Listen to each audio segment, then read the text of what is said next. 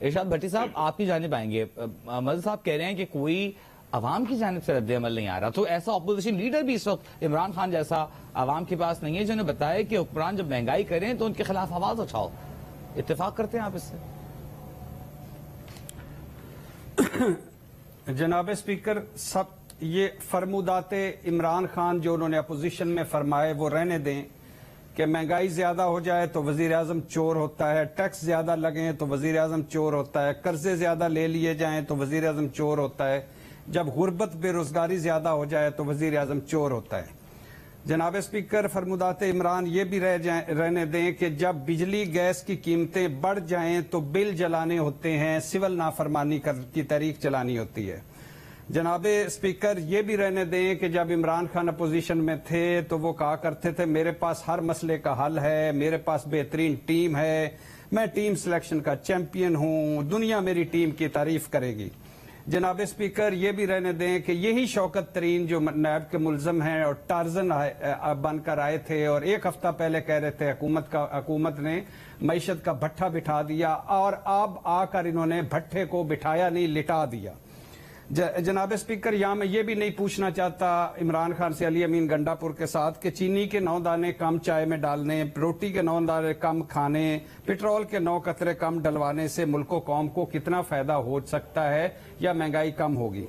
جناب اسپیکر, یہ بھی عمران خان صاحب کا فرمودات عظیم فرمودہ عظیم حکم کہ مہنگائی ٹیکسوں کے خلاف باہر نکلنا, سڑکوں پر آنا جہاد ہے, اور اصل جہاد یہی ہے. جناب اسپیکر, اس پر آ جائیں کہ حکومتی منطق یہ ہے کہ بین الاقوامی سطح پر مہنگائی زیادہ اور خطے میں ہم ابھی بھی سستے. میں اپنی حکومت سے پوچھنا چاہوں گا کہ بین الاقوامی سطح پر ملک اپنے شہریوں کو کیا کیا سہولتیں دے رہے ہیں, یہ کبھی جاننے کی کوشش کی ہے؟ تعلیم, صحت, جان مال کی عزت سمیت سب کچھ ان کے پاس ہے کہ نہیں ہے؟ کیا ہمارے پاس ہے؟ کیا حکومت بتانا چاہے گی کہ بین الاقوامی سطح پر عوام مہنگائی اگر ہے تو عوام کی آمدنی بھی تو بڑی ہے؟ وہ کہہ رہے ہیں کہ ہم نے صحت کارڈ دیے ہیں.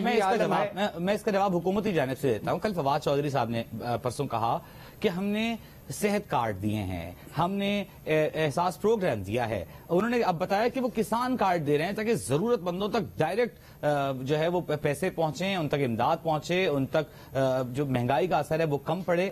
آپ سمجھتے ہیں واقعی ہو رہا ہے, یہ واقعی قابل فخر, قابل تحسین اقدامات ہیں؟ جناب اسپیکر, صحت کارڈ کی اصل حقیقت ہسپتالوں سے پوچھ لیں, بڑے ہسپتالوں نے شوکت خانم سمیت ایکسپٹ ہی نہیں کیا کہ احساس پروگرام اور باقی جو آپ کارڈ کہہ رہے ہیں ان دونوں کو ملا کر آپ کراچی میں آج آلو اور مٹر میں ملا کر پکائیے گا اور کچھ مجھے بھی بھجوا دیجئے گا تاکہ میں بجلی بل کے گیس دے کر گھر کا بجٹ بنا کر باقی اس سے اپنے بچوں کے پیٹ میں ڈال سکوں. اچھا جناب اسپیکر, آگے آ جائیں. حکومت نے کہہ رہی ہے کہ کیا عوامی سطح پر یا خطے میں جو ذرائع آمدن ہیں وہ ہمارے جیسے ہی ہیں یا ہمارے جتنے ہی ہیں؟ وہاں بے روزگاری, غربت اتنی ہے جتنی ہمارے ہیں. وہاں اشیاء, خرد و نوش کی قیمتیں اتنی ہی مسلسل بڑھ رہی ہیں جتنی ہمارے یہاں بڑھ رہی ہیں. اچھا, حکومت بتائے گی, کیا حکومت اس پر فخر کرے گی کہ اب بنگلہ دیشی ٹکا بھی ہمارے روپے سے زیادہ مضبوط ہے؟ 2 گنا. اچھا, چلو مان لیتے ہیں جناب اسپیکر, مان لیتے ہیں, آپ کو میں خوش کر دیتا ہوں اور حکومت کو بھی خوش کر دیتا ہوں کہ بین الاقوامی سطح پر مہنگائی بڑی, خطے میں ہم سستے, کرونا نے اثر ڈالا, پچھلی حکومتوں کے برے فیصلوں کے جو سائیڈ ایفیکٹس ہیں وہ ابھی تک نہیں جا رہے, مان لیتے ہیں. مگر جناب اسپیکر, یہ بھی تو یہ حکومت مانے خدا کے لیے کہ آپ کی معاشی تیاری صفر تھی, آپ کی معاشی ٹیم نالائق نکلی, آپ کے فیصلے غلط اور پالیسیاں غلط تھی, فیصلوں میں کنفیوژن, فیصلوں میں دیر ہوئی. آپ کا IMF معاہدہ $6 ارب صرف, اللہ معاف کرے, کپاس میں کتنا نقصان ہو گیا, 12-14 ارب ڈالر کا, زراعت میں کتنا نقصان ہو گیا, باقی جگہوں پہ چوری میں کتنا نقصان ہو گیا. $6 ارب کے لیے آپ نے عوامی خون نچوڑ معاہدہ کیا IMF سے.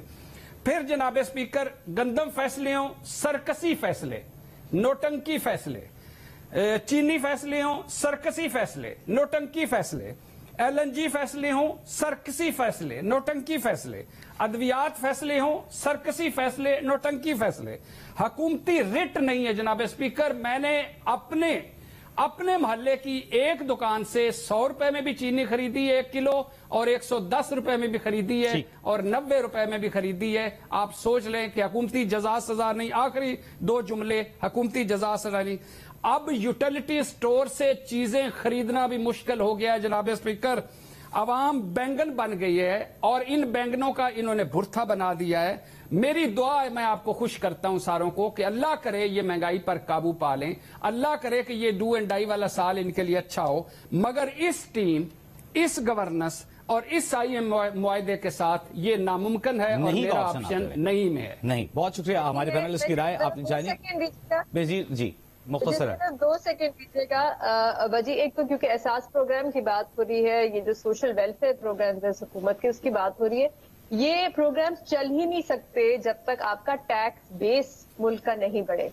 ये मुझे डॉक्टर सानिया निश्तर ने भी बताया था कि ये प्रोग्राम चलेंगे ही नहीं लॉन्ग टर्म में अगर आपका टैक्स बेस नहीं बढ़ेगा। तो हमने टैक्स बेस बढ़ाने के लिए हुकूमत ने क्या किया है, वो जो सारे उन्होंने वादे किए थे टैक्स रिफॉर्म्स करने के, FBR को रिफॉर्म करने के, उसका क्या हुआ।